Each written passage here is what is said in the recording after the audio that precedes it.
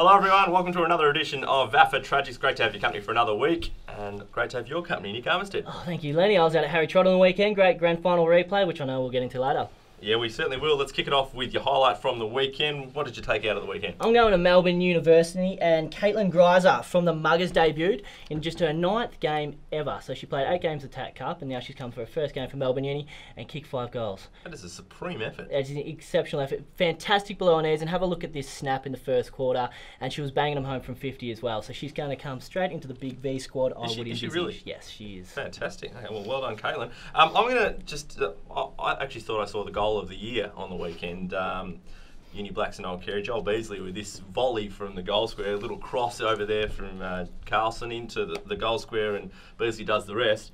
Unfortunately, it was just superseded on Saturday night with Gareth Bale scoring this wonder goal for Real Madrid in the Champions League final. Only slightly. A lot of similarities. Only slightly, lot of similarities between the two goals.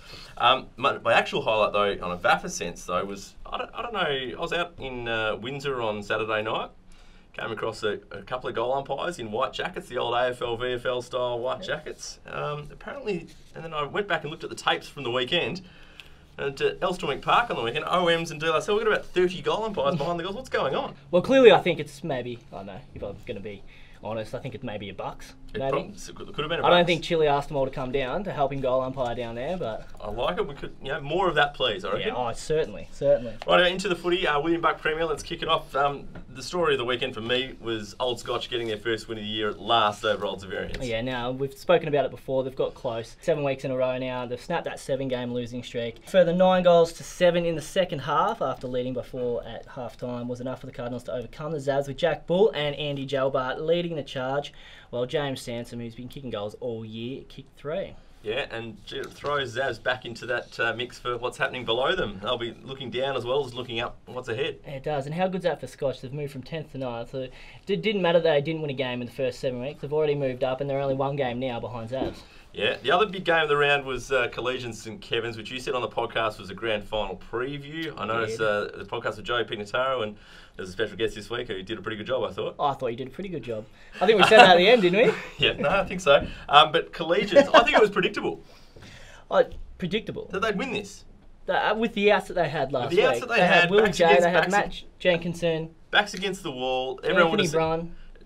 St Kevin's flying, Collegians, no chance. They've lost all these great players for the rest of the year or for long periods.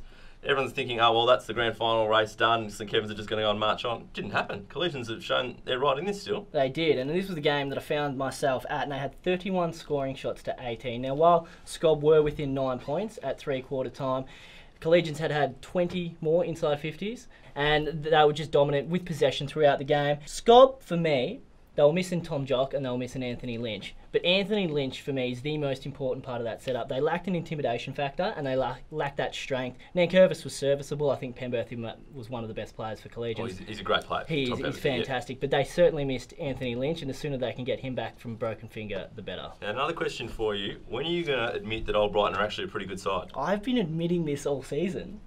They're obviously a really good side. Okay, they've rolled the Tees by 40 points at the daily. Yeah, and that doesn't happen ever. Not very often, anyone. I mean, the Tees are pretty healthy at the moment, so they're running a pretty good team. What's interesting to me, reports coming out of the Daily Oval, was that Bernie Deneen's, a couple of goals down at quarter time, had the boys in the club rooms at quarter time. He was that upset. And is unseen. Maybe they were having a cheeky dimmy just to fire them up. OM's had a good win against Dealer, and Uni Blues did the business against some Bees Mentone Tigers. The Tigers are in a bit of trouble. They are in a bit of trouble. They've now fallen to 10th. They're missing a lot of players. They've got a really young side, but in terms of the fact, Scotch have got a far better percentage, and Zavs have got a better percentage as well. They need to start winning these games. In Premier B, Old Kerry suffered their first loss of the year at home to University Blacks. Nick, you want to draw attention to the third quarter, though, where the Panthers lost it. Yeah, they did lose it. Now, the Panthers have been fantastic all season. Went into this game undefeated, but started getting undisciplined. They started getting frustrated. They gave away 7 25-metre penalties. Unbelievable. 7. Just completely undisciplined acts. You're seeing a couple of them there. It's just strange behaviour. I mean, Blacks were 1-12 at half-time, which is another story altogether. They obviously turned that around in the second half and managed to kick away. Kerry did fight back in the final quarter, but probably was just left too little too late to do. Is this a learning curve for Kerry? Oh, definitely. No, they'll be fine. But it's just strange to see 7, I suppose, you know the penalties clubs do now for players if you commit Big issues like that, like conceding 50-metre penalty or 25-metre penalties in this case. I'm sure the dice and all that sort of jazz will be rolled this week at the Panthers. No doubt. Old Haileybury had their first win against the Nodders, which was great to see at Princes Park, winning by 37 points. A 5-goal-to-1 opening term was the key for the Bloods in that game there. And Ajax also ended a losing streak, beating Monash Blues. Yeah, 6-game losing streak, and they were giving up 115 points per game. So it was great to see the Jackers back. Now look at this goal in the first quarter from Adam Chapman. Now I think you'll remember you called it. He was the one that kicked in the back of the year. Certainly did, absolutely. Yeah. So he's put himself forward for a goal of the year opportunity here. Bangs it on the left, check side from the boundary, a bit like Gossie a few weeks ago against Old Brighton. Very good. And in Premier C, Fitzroy suffered their first loss as well. Pegs getting the chocolates in that game. Good result for that competition. Oh, excellent result. Now Williamstown go back up to the top spot, but that was the interesting thing coming into last week when Williamstown faced off against Fitzroy, that neither of those two sides, who everyone said it was a 2-horse race, had faced Pegs yet. So now Pegs have Williamstown coming up, so it'll be interesting to see how they go and whether it is a 2-horse race or whether possibly Pegs could go back to back. We'll take a look at the women's competition next. Lucy Lekic will join us right after this. Anytime is the right time to get fit at Anytime Fitness. Access over 400 gyms across the country 24/7 and discover why more Australians train at Anytime Fitness than any other gym. Go online and register now for your free 7-day pass and feel something better. Welcome back to the Tragics. I mentioned before the break we're going to talk VAFA Women's, as we're joined every week by Lucy Lekic. How are you, Luce? Well, thanks, Lenny. How are you? Very well, thank you. What was your takeaway from the weekend? Well, I played yesterday for Caulfield, and we had a tough loss to Melbourne Uni. They had a very strong squad in, and they've got a number of Big V girls still in the squad that played on the weekend, and I was very impressed. Some really classy ball users. What do you think of Caitlin Greiser? Unbelievable. Honestly, when you're playing against her, it's very imposing and intimidating. She can take a big mark, and she can really give the ball a roost, and she kicked a goal from 50 metres out or something, and it was unbelievable. So are they the best side you've played, would you say, so far? Or how do they rate against the Marcelins of this world? And I know you're a big fangirl of the Marcelin girls. I am a fangirl of the Marcelin girls. However, you know, when Melbourne Uni have their full squad in, which they, I reckon, nearly did yesterday, them and Marcelin, it's a close call, and I think they're both right up there. Exciting times ahead then. We got your premiers from the top premier sections last time. We're halfway point, or just over the halfway point now. Can you take us through some of the other sections? Who do you think is going to win the flag this year? Yeah, so Div 1, I think Hawthorn Amateur Football Club, I think they've been fantastic thus far. They're on the top of the ladder and they're looking unbeatable at the moment. And Div 2. It's funny you say that. We've got Hawthorn going to join us. We're going to have a special feature on Hawthorn right after this. Sarah Delbosc and Tim Chapman are going to join us, so we'll ask Sarah about that. Div 2, Old Melburnians, close between them and Whitefriars, but I think Old Melburnians, if I'm going to tip now. Okay. And then Div 3, I think it's going to be Preston Bullants, close between them and MCC. But it'd be good to see the MCC, wouldn't it? First club. Old Melburnians also first time as well. So yeah, a couple of new clubs there. Yeah, and that's it. Div 1 to 3. Brilliant stuff. Very good. Your own footy this year. How are you going with it all? Loving it still? I am loving it. You know, I'm sore every weekend. That's probably a bit of match fitness I'm lacking there. Yeah. But and playing on Sunday versus playing on a Saturday, when would you rather play your games? Definitely Saturday morning. Sunday I'm just not ready for the week as much as I would be. Saturday I get some time to rest more. And obviously you can't go out for a bender on Saturday night if you. No, I'm just always too tired. Have you done it yet? I haven't done a bender. I'm just tame. I'm an absolute I just stay in my house these days. Just eat your carbonara and drink water. Yeah, I'm very tame. Big V squad's been cut down to about 40 odd. What do you think of the name? So we've asked you to name a couple of certainties a few weeks ago. Are they still in the running? And is there anyone else you think you can add? I think the majority of the girls that deserve to be in the squad still are, and I think it's going to be tricky to narrow it down to the 22 that they're going to pick. But I think all the Melbourne Uni girls, so Kaluzi, Greiser, Kierst, Watkin, so all those girls are definites. Goggly from Fitzroy and Lucy Kerr, they're all still in, and I genuinely believe that they deserve it. So how many of the 7 Melbourne Uni girls that are still in the squad do you think will make it? I think they all will. I think they all will. Yeah, or they all should, in my opinion. Yeah, and Greiser, you think she's after one game, I'm set. She's just a gun, and she deserves to be there. And big full forward, I think. She takes the cake out of most of the girls there. Certainly. Exciting stuff, Luce. Good on you. We'll see you again next week. Cheers, Lenny. See you next week. Back with Hawthorn Amateur Football Club. They're going to join us at the desk with both Sarah and Tim right after this. Anytime is the right time to get fit at Anytime Fitness. Access over 400 gyms across the country 24/7 and discover why more Australians train at Anytime Fitness than any other gym. Go online and register now for your free 7-day pass and feel something better. Welcome back to the Tragics. I mentioned before the break that we've got some special guests on the show. They are representatives from the Hawthorn Amateur Football Club. We've got Tim Chapman and Sarah Delbosc. Welcome to the show. Thanks, guys. Thanks for having us. Now, we've got these beautiful jumpers here. Tell us about them first of all. We saw the photos over the weekend. I know Nick was big talking about it both on the podcast and on the show last week as well. Yeah, so these jumpers, they're new this year. We've got them due to our great sponsors down at Anytime Fitness Q and Telstra Store Hawthorn. They helped give the money towards these, and we're playing them on the weekend for mental health round. Just the blue for Beyond Blue. And as you can see, there's a great symbol on there that goes with our Wings program, which we might chat about soon as well. Yeah, so the whole club wore these, didn't they? Yeah, whole club. Yep. And so the money raised goes to, obviously you're raising money as well. Yeah. So we've got a fund down at Hawthorn to help people that are struggling with mental health. They can reach into that and access that. So we've got a program called the Wings program. Yep. Which we've always kind of been doing a lot of stuff down at Hawthorn around mental health, but we wanted to give it a name, and we thought that would be better to help spread the word. So we called it Wings, and that accounts for everything that we do down at the club. Yeah, the fun that we have, where we raise money for that through soup night donations, the sponsors at Anytime Fitness Q and Hawthorn Telstra Store. They've given money towards it. Our mental health breakfast that we run each week leading up to mental health round, where we have lots of people come down, sponsors and corporate identities as such. Yep. So you had Penny Cooley. Yeah, obviously the big dogs get called down there too. I've been a few times to it as well. Yeah. Obviously, the big dogs, Of course. And Penny Cooley, guest speaker this year. Great to get her on board. Yeah, absolutely. So Pen is obviously a great leader of women's football, being an inaugural player in the AFLW, and now going on to be a coach at Collingwood.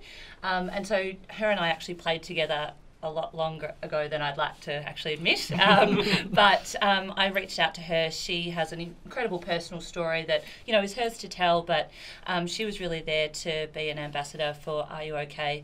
And one of the things that she said so beautifully was just how much footy was a place for her in a really hard time for her and her family.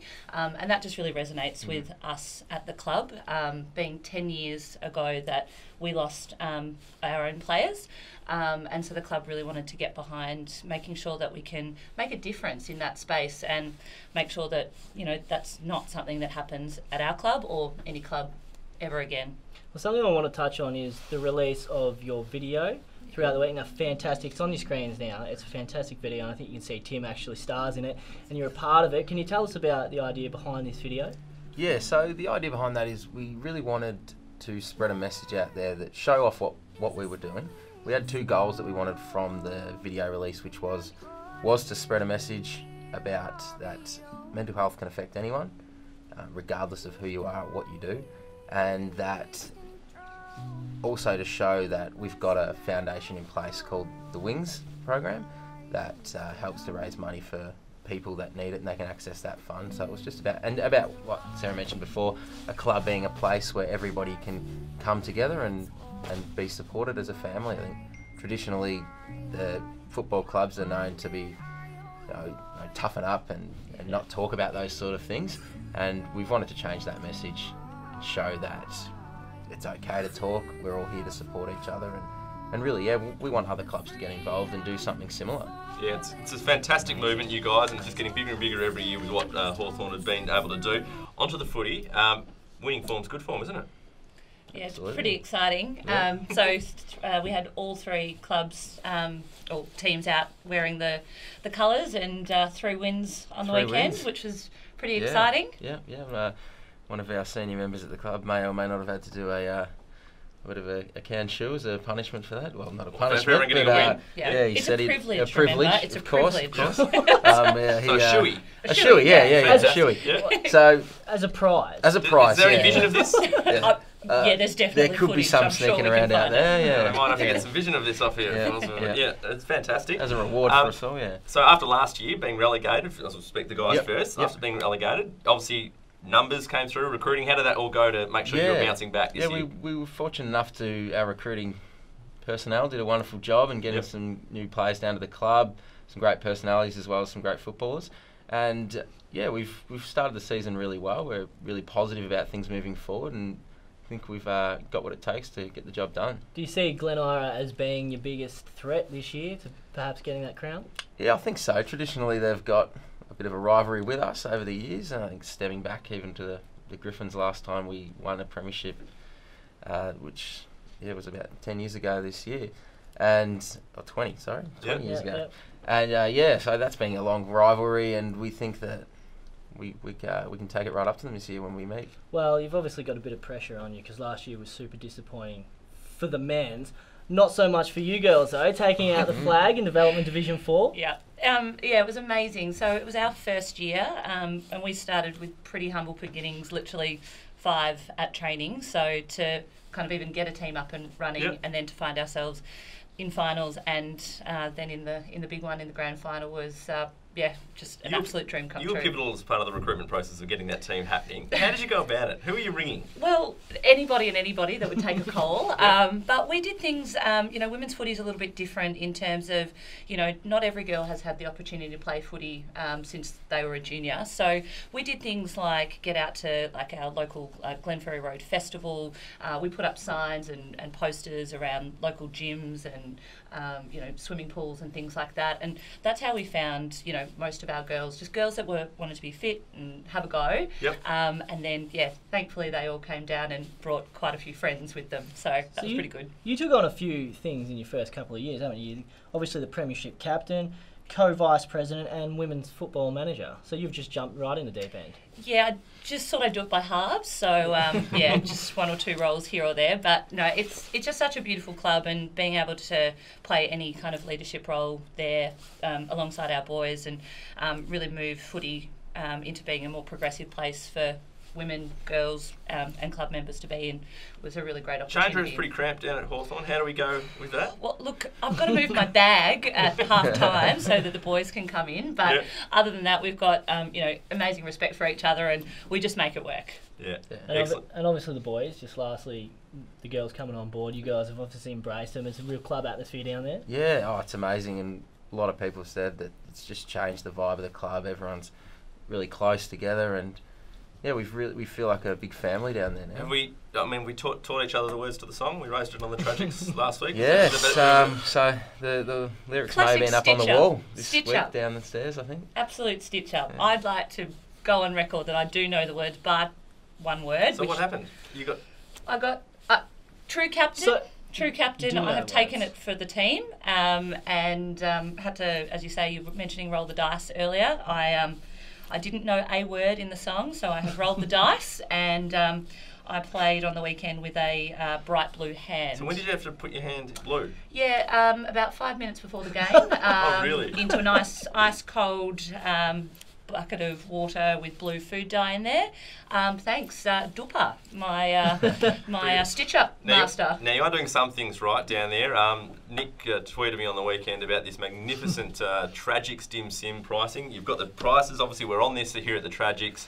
It's great to see. You can get a dim sim for $1. In fact, you can get 3 for $2. 3 for $2, yes. That's just what we want to see, and I think Hawthorn are the benchmark club now. Well, they're putting the challenge out to other clubs, aren't they? Like, by lowering this, we see $2 dim sims at some clubs, which is disgusting. Outrageous. Yep. But now we're 3 for $2, and I guess you guys, do you run through the dim sims there? You've got a pretty good selection board. Yeah. I enjoy one. Who doesn't? Who doesn't? That's what I want to know. So great to see, and they've got reference to the Tragics as well. That's what I like about it the most. How good! And now the new coffee cups that are coming with the new stamps. You'll see them next week. Yep, down at the club. Get down to Rathmines for a coffee. Yeah, Best canteen in the league. Yep, Pete Kennedy and Sal down there, they do a great job. Pete Always. Kennedy was telling me on the weekend, I went there to watch the girls, and he was telling me, oh, sorry mate, we don't sell dim sims. So he didn't even know, and then 5 minutes later I get a text message off him saying, actually we've got $1 dim sim. So he didn't even know it himself, so I think Sal's doing the brunt of the work there. Yeah. Fair enough. Absolutely. Always. Thank you very much, guys. Best of luck for the rest of the Thanks year. very much. And let's hope we've got a premiership for the guys and maybe for the girls as well. Yeah. Good Thanks, stuff. guys. Cheers, Good on you. Back with more best use of social media on big questions and best and worst case right after this. Anytime is the right time to get fit at Anytime Fitness. Access over 400 gyms across the country 24/7 and discover why more Australians train at Anytime Fitness than any other gym. Go online and register now for your free 7-day pass and feel something better. Welcome back to the Tragics. Time to wrap up the show as we always do. We'll start off with our best use of social media. I'm going to go first this week, Nick. I've got some footage here that I'm going to roll for the viewers at home, and it's very unusual that I like to feature the work of you on social media. That is unusual. Now, the VAFA social media account, Instagram story last week, I noticed there was this Tread Together challenge. There was. And a very unfit looking Nick Armistead, who's just battling here against some of the other VAFA staff. Tell us about what is going on here. We went down for Tread Together, which was to raise money for Suicide Prevention Australia. Given all the mental health stuff that's going on at the moment, I thought it was fantastic, but I also thought, what better opportunity to prove how fit I am compared to the rest of the staff. So I put this little bit together, so I want to show you, Lenny, have a look how I went down at Anytime Fitness. Here we are at Anytime Fitness in Brighton. We're going to be treading together to raise funds for Suicide Prevention Australia, and in the meantime I'm going to be proving how fit I am compared to every other VAFA staff member.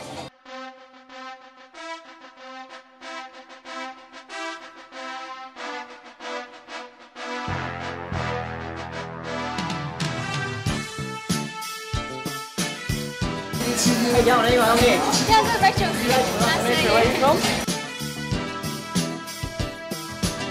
Singing in the rain. Yeah, you know the whole real quick action, but it comes out at half the pace.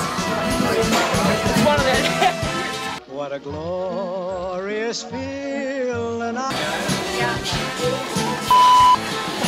I'm happy again.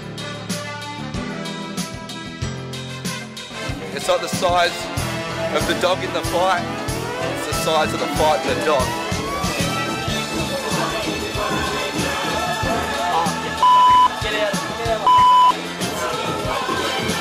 Well, that says it all, really, I've got to say. Yeah.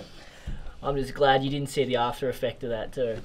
Yeah, I'm not sure. Got a lot I'm not sure it's something we're going to see again. Ronnie, what was your best case? Best social media. Social media. So I want to first give a shout out to Josh Debber. Now I don't want people to think that I'm just encouraging alcohol consumption here. Well, you definitely are. Well, I am, especially when it's deserved. Celebratory post. Josh Dedman with the Blacks boys, Bede Mar and Charlie Richardson and the boys down there having a Melbourne bitter, as opposed to the VBs that the DLR boys were drinking last week.